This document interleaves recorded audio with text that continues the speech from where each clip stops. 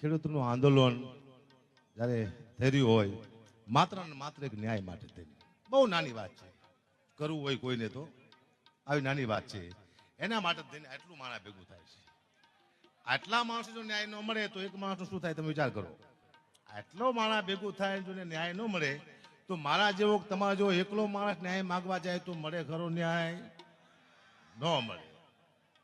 આ ન્યાય માટે થઈ આપ શાંતિપૂર્વક બધા બેઠા છો, કારણ કે આ આંદોલન પહેલી વાર જેવું આવું શાંતિપૂર્વક બેઠા બેઠા કોઈ નકે આટલી બધી ગાડીઓ છે, આટલું ટ્રાફિક છે, છતાંય આયા કોઈને બોલાવવા નથી, પોતાની સ્વેચ્છાએ બધા આવ્યા છે પોતાના માટે. કારણ કે બધા ખેડૂતો છે, આયા કોઈ એક સમાજ નથી બેઠો, એક સમાજથી બાદ તમામ ખેડૂતો આવ્યા છે. મેં મારા ગામમાં ફોન કર્યો હતો, મારો ભાઈ છે સરપંચ અનિલભાઈ, કીધું આપણા ગામમાંથી આવા છે ને ખેડૂત તો 100 ખેડૂતને લઈને આવ્યો છે અનિલભાઈ. અને દૂધના કેન ના પડી ત્યાં કાંઈ કઈ વસ્તુ લાવવા નથી, છતાંય પણ દૂધના એ લોકો કેન લઈને આવ્યા છે. અને કાઉ ચાલા કબુલિયા આઉ જાજા કપૂત હકડી સી મેળને ભરીને હકડો છો સપૂત. એમાં નિલેશભાઈ એને મને ફોન કર્યો સાહેબ, એને તાળીના ગળાથી વધાયેલો. મને એવો ફોન કર્યો કે અકુબા એક પ્રોગ્રામ છે ખેડૂતનો, તમે આવશો અને શું લઈશો?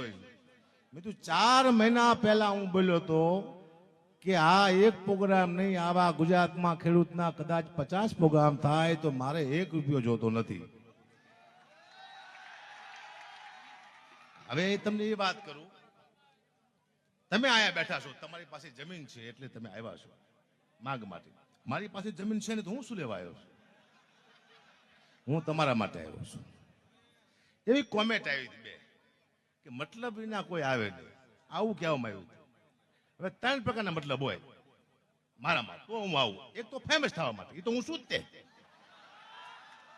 એટલે ફેમસ થવા માટે. બીજો પૈસા માટે, એ માલ લેવા નથી. આ બે તો વહી જાય. તો કાં તો રાજકારણમાં જવું હોય તો એ મારી પેઢીમાં કોઈ નથી જવાનું. હું અહીંથી તમને વચન આપું છું, અહીંયા આપ્યું હતું કે હું કોઈ પક્ષમાં શું નહીં, કદાચ લડવાનું થાય છે ખેડૂત માટે તો લડીશ, પણ રાજકારણમાં હું નહીં જઉં, તમને વચન આપું છું. અને આવો કદાચ કોઈ આવું વચન આપણને વિશ્વાસઘાત કરે તો એને રોડમાં જ મેન નખાય. આ નથી વિશ્વાસઘાત કર્યા પછી આપણે કંઈ કરી નાખ્યા ને, એ આપણી આ ફાયદો ઉઠાવે છે. મેં કીધું તું રાજકીય નેતા ન હોય તો ચોક્કસ આવીશ. આવું 4 વર્ષ 4 મહિના પહેલા ન હકતા, અમારાથી પકડી ગયું છે, મુકાય નહીં. કારણ કે આ મરવું આંદોલન આ બધું તો અમારા લોહીમાં છે. 450 આત્મવિલોપન ચારણોએ કર્યા છે આ દુનિયામાં. કેટલા? 450 થી ઉપર. અને ખેડૂત જગતનો તાજ છે, ખેડૂત દિવસ છે ને ખેડૂત રાત છે.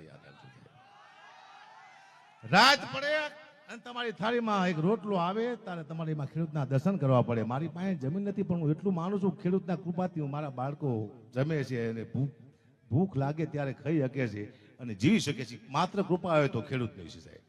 સવાર પડે નાસ્તો ભાખરી આવે ત્યારે ખેડૂત યાદ આવે. અને આ વસ્તુ જો માણસ જમતો ને યાદ ન આવે તો એ માણસ નગુણો છે ને જીવવાનો અધિકાર છે નહીં. ખેડૂતને ભગવાન માનવા જોઈએ, કારણ કે ખેડૂતથી ઉપર દુનિયામાં કોઈ છે નહીં સાહેબ. કાં તો ખેડૂત પરસેવો પાડી શકે, કાં ખેડૂત આહુડા પાડી શકે, બે ઘરે ન પાડી શકે. કાં પરસેવો પાડી શકે અને કાં આહુડા પાડી શકે. પરસેવો પાડે તો આહુડા ના પાડે, ને આહુડા પાડે તો પછી પરસેવો ન પાડે. અને ખેડૂત જેથી પરસેવો પાડવાનું બંધ કરે ત્યારે માનું કે દેશનો વિનાશ થઈ જાય છે. તમારા બાળકો રોડમાંથી આવી જાય છે, ભૂખથી તમને તડપતા હશો. આ તો દયાળુ છે, ખેડૂતમાં દયા છે. કારણ કે બીજાના બાળકો પણ એને પોતાના જેવા લાગે છે કે બીજાના બાળકો ભૂખ્યા સુવે નહીં. એટલા માટે આખી રાત આખો દિવસ મહેનત કરી કરી કરી કરીને પરસેવો પાડી આ જે આપણી થાળીમાં અનાજ આવે છે માત્ર માત્ર ખેડૂતના પરસેવાનો અનાજ આવે છે. અને ખેડૂતને જે માન નથી ઓળખી શકતો એ દેશનો વિનાશ થાય. હા, તમે બીજા દેશો તમે જો કેવી ખેડૂતની કદર કરે સાહેબ. ધાબા માથે જો અનાજ વાવતા એની ઇજ્જત થતી, એના સન્માન થતા હોય તો આપણું કેમ?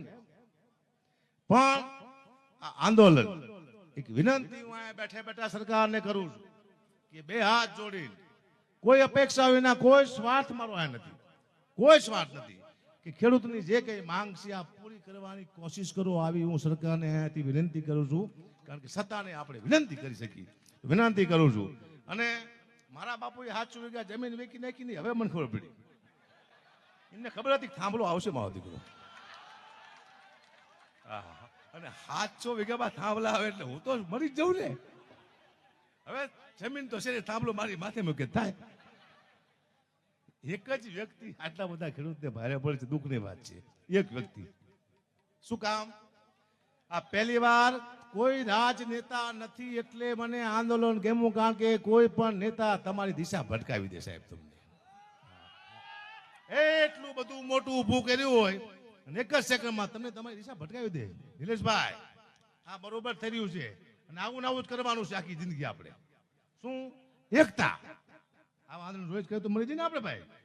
આનું જલ્દી રિઝલ્ટ આવવું જોઈએ, એને આંદોલન કહેવાય. પણ આંદોલન એવું છે શાંત, બેઠા બેઠા, કોઈ માથાકૂટ નહીં. અને આંદોલનમાં જેટલું પણ નુકસાન કરી એ નુકસાન પાછું આપણને છે, આપણા દેશને નુકસાન પહોંચાડી. પણ બેઠા બેઠા આપણે આંદોલન કરી રહ્યા છીએ. આપણો અવાજ ઉપાડી અને સરકાર બાજુ આપણે મોકલી રહ્યા છીએ.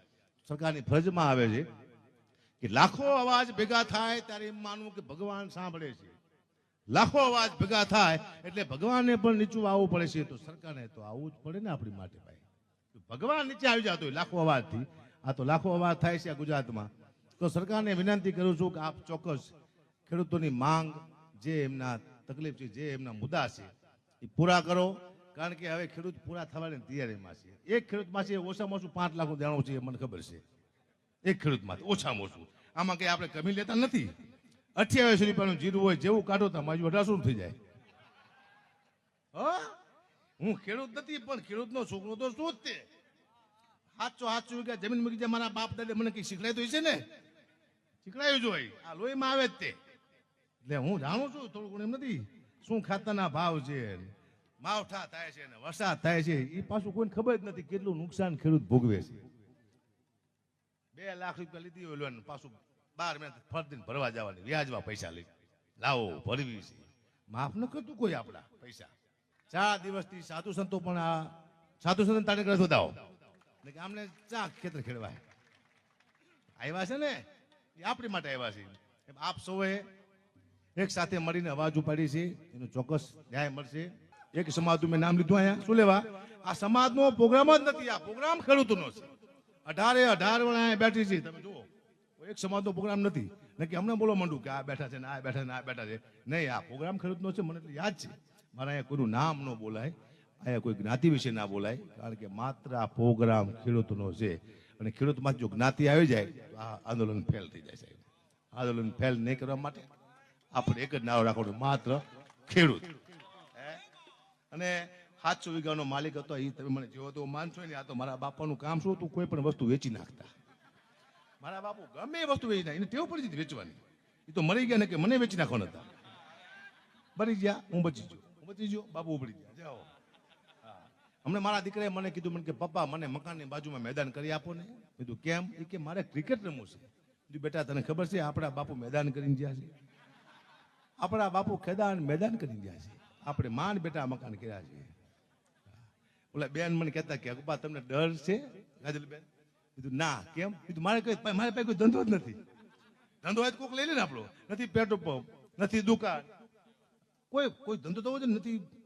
બિલ્ડર છે તો હું પૈસા ન લઉં, કારણ કે મને હે ને, હું હોશિયાર માણસ છું. તો મારો રૂપિયો કોક લઈ મને મરવા બરોબર થાય. એવા મહાચીટરો રખડા દુનિયામાં, એવી સ્કીમો લઈને રખડે, આપણે પૂરા કરી નાખીએ. હું હવે આ મારા બિલ્ડર છે, મિત્ર છે, આમાં હું પૈસા રોકું. હવે મને રીતના ભાવ ખબર નથી, હું ફાવું આમાં.